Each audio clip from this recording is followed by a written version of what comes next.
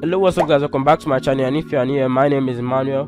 In today's video we'll be learning how to translate text to speech with Python. Before we take a step into the tutorial, make sure you smash the like button, click the subscribe button and hit the notification bell. Now let's get into the video.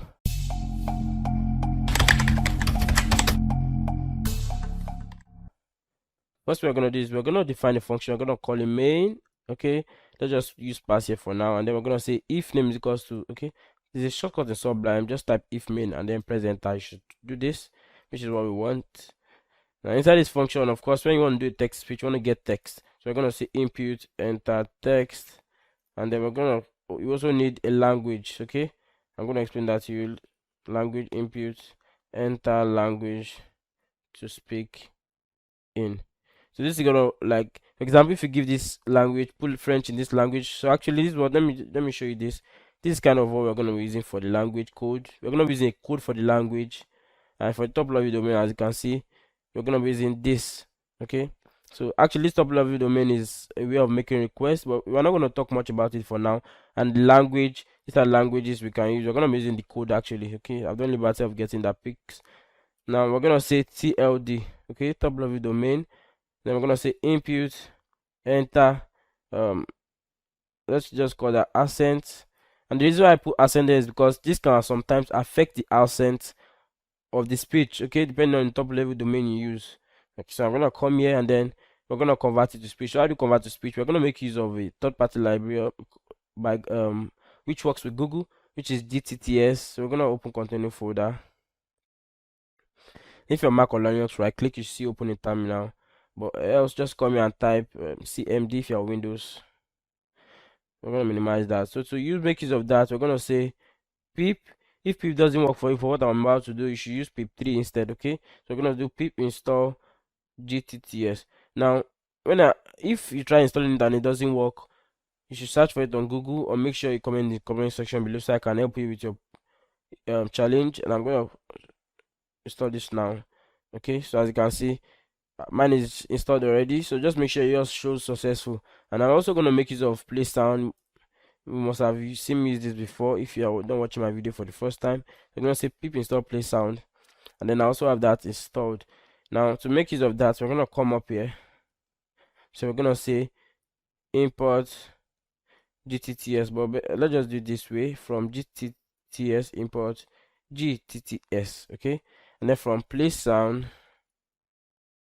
just mix the spelling there, import play sound. Now I'm gonna come here and then I'm gonna do speech. We're gonna call it speech, okay, and we'll say gtts. So gtts is gonna be the text. We're gonna pass in text there. Lang is gonna be equals to language, and then tld is gonna be equals to tld, which is this. So I'm gonna print speech just to make sure this is working, so we are not just typing nonsense. So I'm gonna come back here. Since we opened that in the same location where we have our file, then we're going to say Python and then type the name of your file. Okay, so this is not just going to work if you open cmd from here. Just make sure you follow the process I used in opening this. And if you have difficulties with that, make sure you comment in the comment section below. I'm trying to answer a question. So if I run that text, I'm going to put hello language, just give it es and come. As you can see, we have this working. The next thing we're going to do is, we cannot actually, if I do play sound, so the way you use play sound is you import this function from play sound and then you call it and pass in a sound file. So if I try to pass in speech to it, it's not gonna work. Okay, because speech is, you saw the object speech returns, that doesn't work. So instead we're gonna save the speech and then we're gonna play what we save. So we're gonna save it as sound.mp3, then we're gonna play sound.mp3. So I'm gonna copy this, then I'm gonna paste that there. So if I save this now, I really hope you guys can hear it when I play it, because it's really frustrating. So I'm gonna come here, enter language. So we're gonna give it French, so you see what I'm talking about. French, Spanish, accent, just put come there. Hello. I hope you hear that. Hello, I really hope you hear that. Okay, so that works. Now that is it for this text to speech. So if that's all you want to learn, you can just quit the video right now, but I'm gonna go into some a little bit more spice, which makes it more usable. Of course, if you want to use it, maybe you want to actually use it to play audio somewhere else, so I can ask you, you can get the option to either save it here as well. So I'm gonna do some things here to make it better. So I'm gonna call this action. If you don't understand what I'm saying there, what I said essentially is just you have the option to either play the speech or to save it in a nice way. Okay, so we're gonna say, do you want to save or play? So we're gonna say save or play.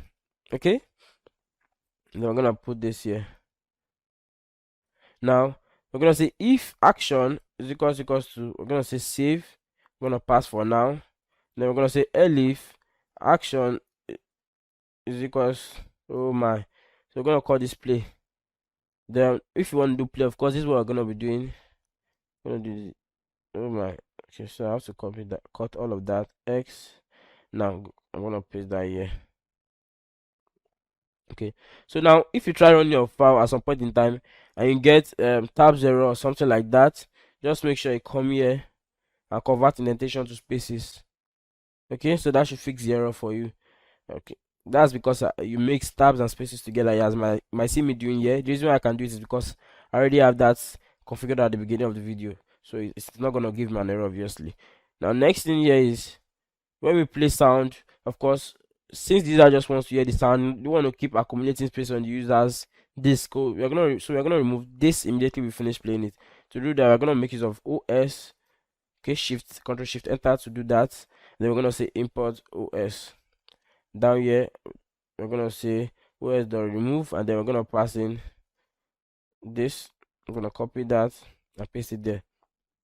Okay, now for save, the way we're gonna save it is we're gonna use a Windows dialog for that. So if we're gonna import use Thinkitar for that, we're gonna say from Thinkitar import file dialog. So instead of just doing that in command line, we're gonna make use of a file dialog, and we're gonna say save location is equals to file dialog.ax directory.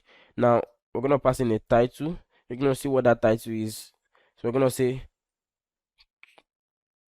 choose directory to save speech in. Okay, I'm gonna save that, and then we're gonna print it so you can see what it is. So if I do save location, I'm gonna run it now. So I'm gonna test both. If I do save, I'm gonna do hello. This time around, we're gonna use Spanish accent and come. So if I run that, it's taking the time to convert that. I don't know why. Okay, so we're gonna play at first. As you can see, oh, let me delete this so we can see the difference. I'm gonna delete file. Okay, so if I or tab to play this now, wait, we have an error. Oh yeah, sorry, this file sound I deleted was the one generated by this. Very sorry about that. Oh my goodness, I wasn't paying attention. Very sorry. So I'm gonna run that again, and then I'm gonna play. So if I play that, let me play it again. I was talking there, so I'm very sorry. So I'm gonna do play. Hello. I hope you heard that. So as you can see, deleted it immediately. Then we're gonna do the same thing for save. So we're gonna do save. Now as you can see, it brings this nice UI. So this is a file I created that I used to test in my, I think, my last video. I'm gonna open that here as well. I'm gonna be saving it here, so I want to open it so we can see it update real time. Now if I come here, I'm gonna choose this folder. So once I select this folder, let me put it here so we can see it. So I'm gonna select this folder, select folder. Oh, sorry, sorry about that. I thought I had already had written the code for that. So I only printed the save location. Save location is gonna return the full path to where you want to save it. Okay, which is test. I'm very sorry. I thought I already written the code for that. Oh my goodness. So to do that, all you have to do is we're gonna use the built-in library for that as well. Sorry, I'm importing a lot of library. We don't actually need this, but we just need it to make it nice like that. What I'm about to do. So we're gonna do short util dot. Now what I'm gonna do here is I'm gonna move this sound, since we are generating sound every time, even if you are playing. So if you are saving, I'm not gonna delete the sound. What I'm gonna do is I'm gonna move this sound to this new location. So instead of saving here again and then putting it on in this location, saving it in this location, of course I can just do speech just save, put this location, and then add this with this. But instead I'm gonna do short util dot move, and then I'm gonna pass in sound mp3, and then I'm gonna put save location. I'm gonna save that. Okay, hopefully this is gonna work. So that's why I thought I've written that already. So I'm gonna do hello es come. So we're gonna save this time around. I'm gonna choose this, okay, this test folder, and make sure I have this open. So let me drag this here so we can see it update 3 times. So if I save this, we can see we have this here. So I'm gonna play that. Hello.